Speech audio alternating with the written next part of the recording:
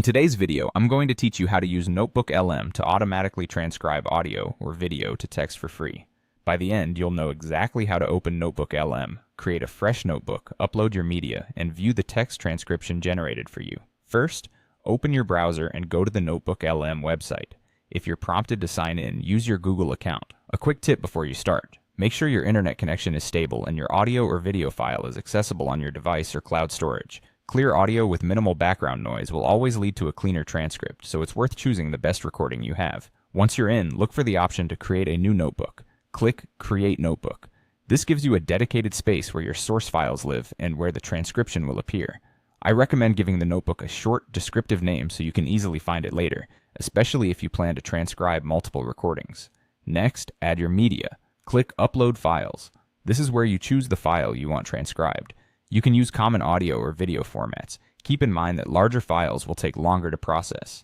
If you're working from a recorded meeting, a lecture, or a screen recording, that's perfect. Just make sure the file is complete before you upload so you don't have to repeat the process. In the file picker that appears, click on your file to select it. Double check you've chosen the correct recording. Date and duration are handy details to confirm.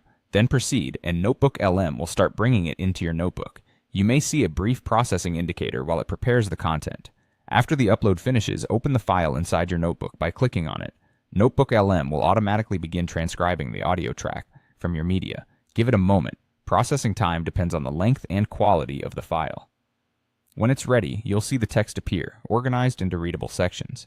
From here, you can read through the transcript, search for specific terms, and use it as the foundation for notes, summaries, or outlines within the notebook environment. If something looks off, consider whether the original audio had background noise or overlapping voices.